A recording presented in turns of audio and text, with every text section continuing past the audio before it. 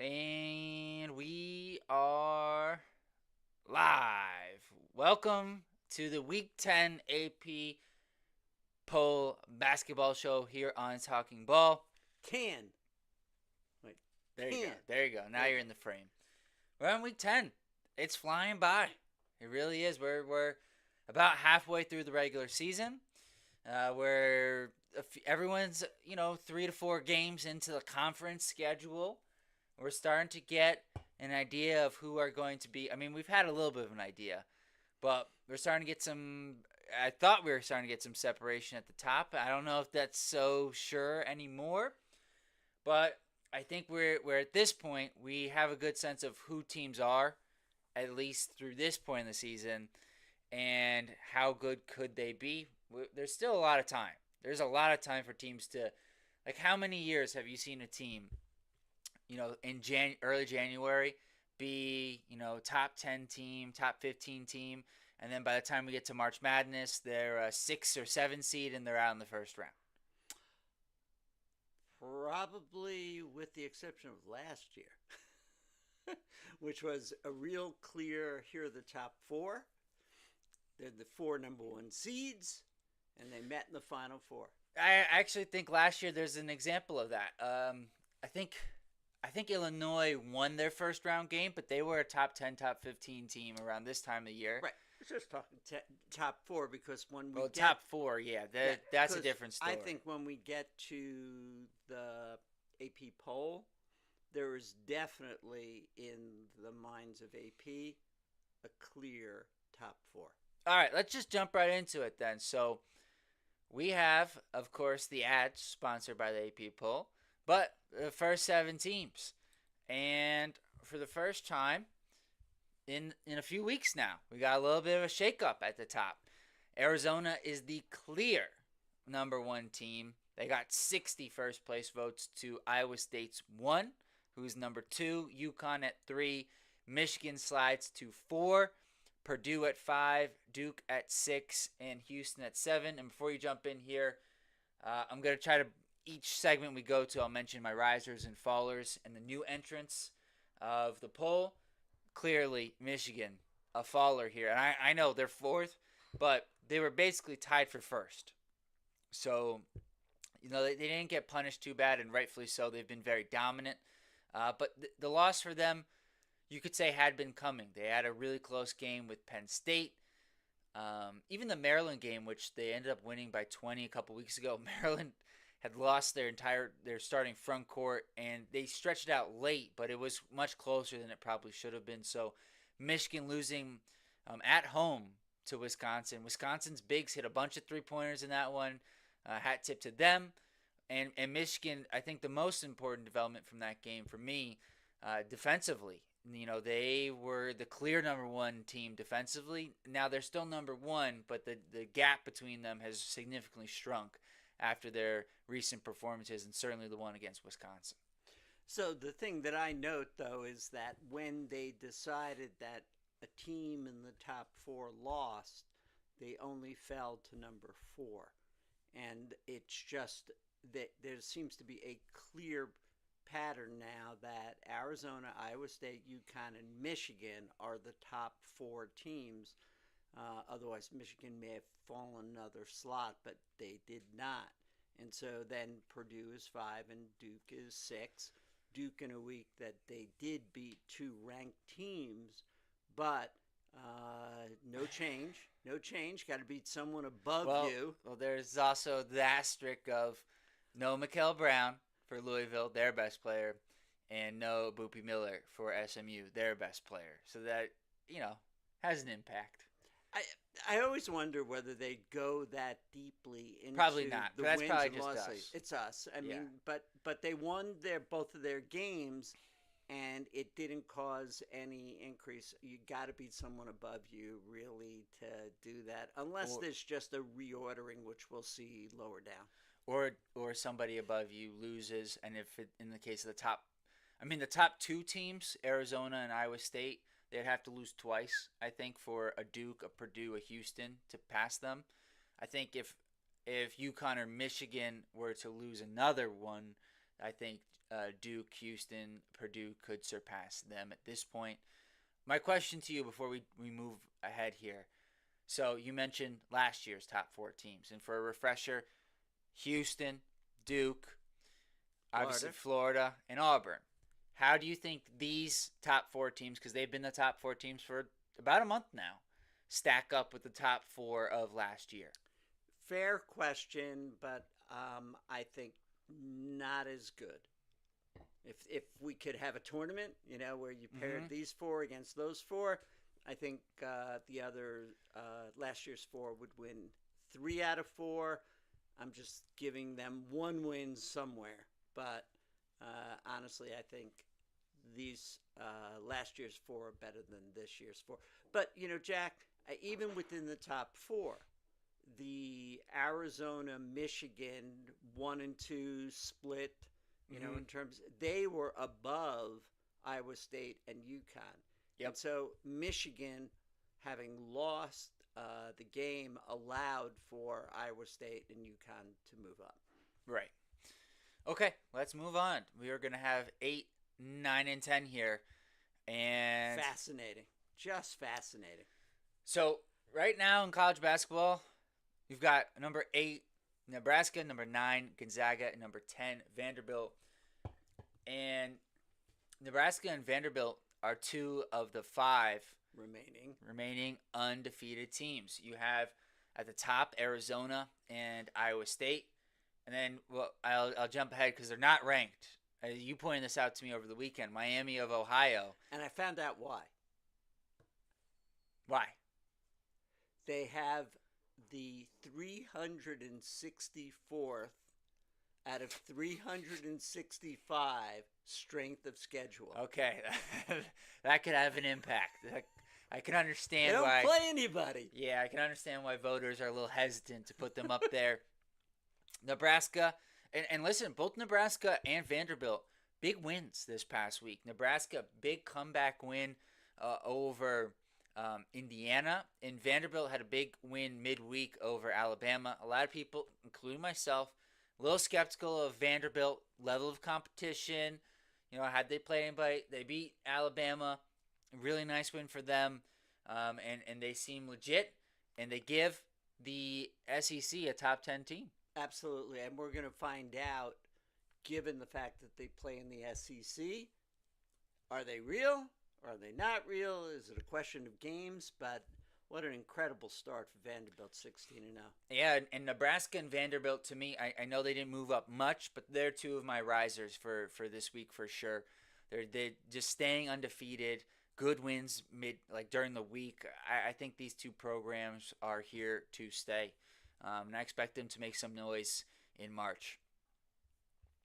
All right. 11, 12, 13, and 14, we've got BYU, Michigan State, Illinois, and North Carolina. I think there's some funny things going on with the poll in this one, because if you just saw BYU goes down 2 spots, you'd say, whoa, did they lose? No, they did not lose. And at the same time, you see North Carolina go up 3 spots, and they won by 3 points against Wake Forest. It wasn't like they had a big win. So we'll get to the reason why I think they moved up a couple. I think BYU moved back just because Vanderbilt surpassed them. But they're playing just fine. Illinois, to me, is the riser of this group. They had a really good week last week. They had a good win against Iowa. So I think and they've they had some scuffles early on in the season, but I think they've kind of found a rhythm. And I think part of that was they almost had too many guys. They were trying to work through everybody. Petrovic hasn't really played much of late. I'm not sure if he's even still there. And they've really found a real nice roles. They found nice roles in chemistry, leaning on their freshman guard Keaton Wagler, who's not expected to be here, ranked well outside the top 100 recruits, and now looks like a one-and-done player. And that's Petrovic as opposed to Stojakovic? Well, they're the all-Baltic team. You've got Stojakovic, Petrovic, Mirkovic, Ivisic. That's what they are. It must be tough for the home announcer. Yes, but I think it's a credit to Coach Underwood, who is, he's used his connections. I think what they said was some of this is because of a former player he coached, Thomas Walkup, who now plays in Greece. He's actually a member of the Greek national team, Okay. and that's helped him kind of put his hands on some of these international prospects. So he's done a really good job there. And Jack, you mentioned to me, over the weekend that that's probably one of the big reasons that we don't see as many players in the draft that seem to be coming from overseas because they're playing here. They're already here. Yeah, I mean they're still international players, Right. but when the draft ticker comes up, it's not gonna say, you know, Tommy Slavivic from I forget which country, maybe Serbia. I may be wrong. I apologize about that, but it's gonna say Illinois. I'm trying. It's not gonna say Neoklis Avdalis from Greece. It's gonna say Virginia Tech, and so therefore it's a big difference, and it helps somebody like me scout because you're not having to find videos of these guys overseas. You get to see them against similar competition. So I think it's really good for a lot of people, and especially college basketball fans. All right, 15 through 21.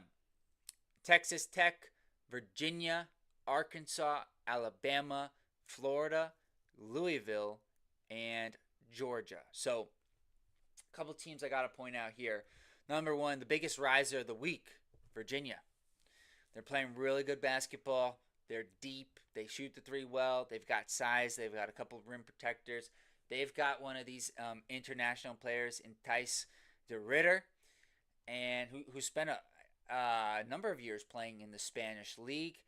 They've really seemed to have found the flow. They're 14-2 now, and I think are going to compete for the top spot in the ACC. They jumped 7 spots. That takes a lot. And honestly, what I really like about them, they had that triple overtime game with Virginia Tech that they lost. And a lot of teams, you lose a game like that, there can be a carryover. Right. And they didn't. They had the opposite effect, if anything. So a really impressive week for them. A couple fallers though, certainly in this group. Arkansas moved down a couple spots. They were not competitive in their game with Auburn, a team I thought could be the best team in the SEC this year. I'm certainly skeptical of my own opinion there. Vanderbilt's certainly playing far better than Arkansas. Alabama, the one thing about Alabama, which will give them a little bit of grace on, they've had a lot of guys in and out of the lineup. Like Aiden Sherrill didn't play in the Vanderbilt game. Phylon came out of the game pretty early in the second half. So they haven't been able to find a great chemistry, I feel like, but they are a true offensive juggernaut when they can get it all rolling. And then Georgia slid a few spots. They lost to Florida. Florida, they're not a riser because they're a new entrant. They weren't in the poll last week. And they're now 19. It's a pretty big jump from being unranked to 19. They had an awesome week beating both Georgia and Tennessee. Thomas Hawk, he's awesome, but they actually got much better play from their guards, especially in that Tennessee game, and that makes a big difference for the ceiling of this Florida team because there's no question about their front court. There have been a lot of questions about the guards, and we have seen them have good games in the past. Let's see if they can be consistent now moving forward. It's interesting that Alabama and Florida already have 5 losses. Their records are identical at 11-5. And then as you go further down, teams with less losses like Louisville 12-4, Georgia 14-2. As you mentioned, Georgia had a tough loss, but teams with less losses are ranked lower. Yeah, well, I think it goes down to what you were mentioning before about Miami of Ohio, and some of this is strength of schedule. Mm-hmm. Florida and Alabama played some really tough competition, and so I think they're rewarded for that despite the losses here in the poll. All right, let's round it out. I was curious, by the way, when we came in here. If I was good, I was double checking. Maybe Miami, Ohio got like a vote or two in the AP poll. They didn't get anything. I Oh no, know. they did. They did. I'm completely wrong. They are 26, 27, 28. They're 29th. I saw Miami. I saw Miami I there, know. and I thought they weren't there, but they're 29th. They're And getting the, some love. and then you see Jay Lucas at Miami, Yep. uh, also getting a couple of points. He didn't get it in the coaches poll though. So, rounding out the top 25, new entrants Clemson, Utah State, Tennessee's a faller from this week, and then Seton Hall is in at 25. So, you had four teams come in, you had four teams drop out, the three teams here in Florida. The four teams that fell out of the poll Kansas, Iowa, UCF, and SMU. Um, it's an interesting spot right now. The ACC, I think, is much better than it was last year. Well, I think that's pointed out that SEC and Big 12 each lost one in their total number of players in the pool, teams in the pool. SEC I have at 6, Big 12 at 5, ACC now up to 5 with Miami playing really well. Could sneak in there at number 6. Yeah, they're playing really well. Coach Lucas, I mean, we knew he'd be a really good coach, and he's got that program rolling. I think Clemson to me is pretty cool because I came into this season worried for them as a neutral observer, but I really respect that program, and I think they've done a really good job with Coach Brownell. But I just thought they lost a lot from last year's team, and they brought in a lot of guys via the transfer portal, and you never know how that's going to turn out. And what I think has been really a pleasant surprise for me, as somebody who doesn't watch every Clemson game, is that they've been able to maintain their identity, even with a lot of new faces. I think one of the things that really has helped them is one of the guys they brought in via the transfer portal was RJ Godfrey, who had spent 2 years with Clemson, then transferred to Georgia, now came back to Clemson. So it's not like he's learning a new culture. He's just being brought back in. And they had a really awesome quote from him in the NC State game where he just said he was really appreciative of Coach Brownell, allowing him to come back to Clemson. And I think that says Seems a lot. Unusual. Yeah. Yeah, I think it says a lot about both the coach and the player in that circumstance.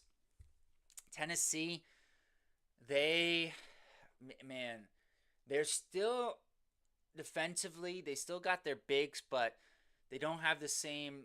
It doesn't seem like the defense is quite as physical or as intense as it has been certainly the past couple of seasons. And then offensively, they don't have the same punch. I feel like the past 2 years. I mean, they had Dalton Connect, and then Chaz Lanier. Also, Jordan Gainey gave them really good production. They just don't seem to have that same punch.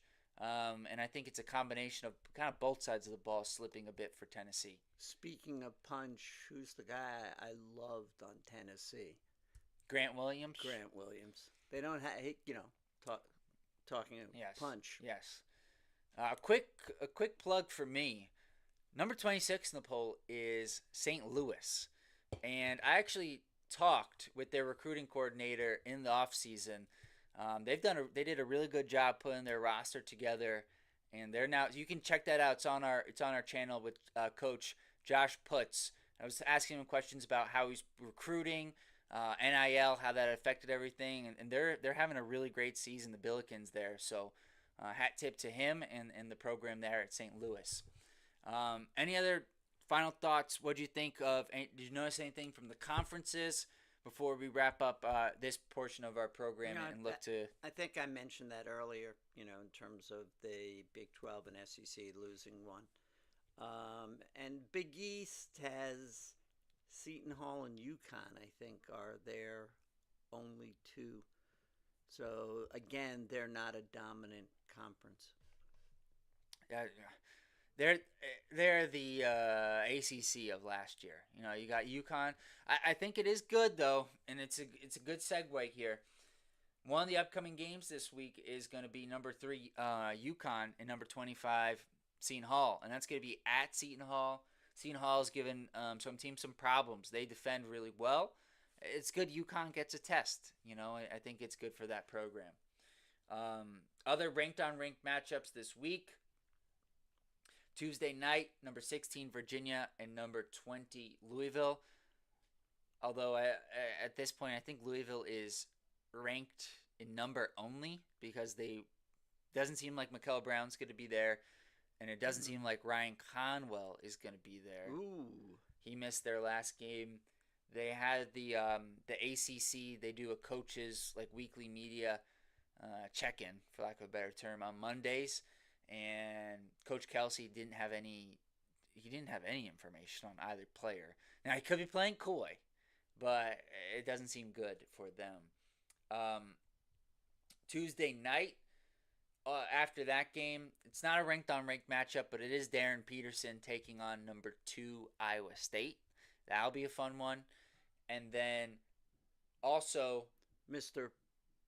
scores a point per minute. Peterson, as long as he's on the court. Yes, it is wild. It is unreal how good he is, and he's not even fully healthy. It's kind of crazy. And then you really got to get to Saturday. BYU at Texas Tech. For me, that's the game of the week.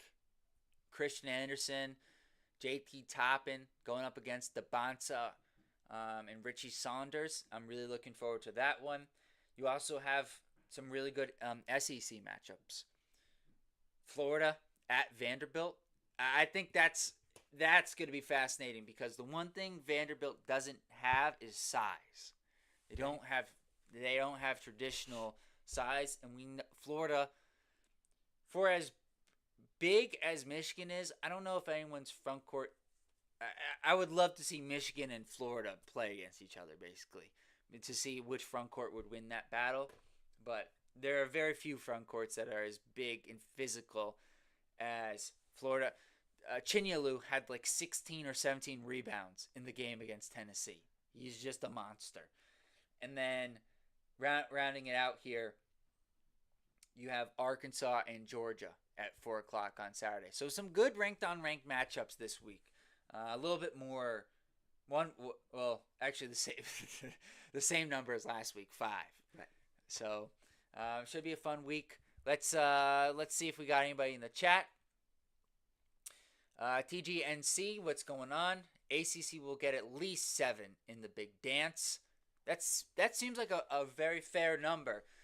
You got Duke, you got Virginia, North Carolina. Louisville should be there. Clemson will be there. Maybe Miami. Miami, I think, will be there. Who are we missing? I could see a Virginia Tech getting in. And SMU could get in as well.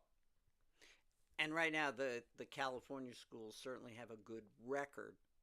I don't know. Maybe it'll depend on how they do in the ACC. Yeah, some of that. Stanford, I think, could. Cal, I'm a little bit more skeptical on just because of their lack of, strength of schedule is such a big thing. It's not terrible, but in fairness to them, they do have a win over UCLA, although they didn't have Bilodeau, and UCLA really hasn't been as good as I thought. You can make it. Oh, we didn't mention NC State. They'll be on the fringe for sure. Syracuse, I expect to be on the bubble. As you mentioned, Cal, Stanford. Yeah, there's a lot of teams. They could. I like that comment. That makes sense to me. The Kelling time. What's going on? It's our big Clemson fan here. Louisville needs to get at least Conwell back. They won't finish in the top 5 of the ACC if they don't get those 2 back. Yeah, it's gonna be. The one thing that was strange was they removed London Johnson, their G League guy's red shirt, and then he didn't play. So I think if I would be very surprised if he doesn't play tomorrow night against Virginia if he's back. So, or if Conwell's not back. is what I'm getting at. The Kelling time. Miami at Clemson Saturday is a good game as well. Two teams in the ACC moving up. Couldn't agree more. That's a really good big matchup. test from Miami. Miami wins this. Yes, I playing at Clemson is so difficult. I know. It is just one of the more underrated, tough places to play, in part because of their style of play, and then Lil Jon. Their fans get rowdy in there, and it's a good atmosphere. So, yeah, that's a good one to point out there. Kelling time. Yeah, I think it's gonna be a fun week of college basketball. Anything else before we wrap up here? Just looking forward to being up late on Wednesday night. Yeah, we'll have the Duke game late Wednesday night, but we'll keep doing this 6 o'clock on Mondays, recapping the AP show. Oh, is there anything else? Yeah, be sure to like us here, subscribe to the channel. We appreciate Kelling Time and TGNC for joining us in the chat, and for all you guys who checked in here, thank you. Thank you. And we'll see you guys next week. Peace.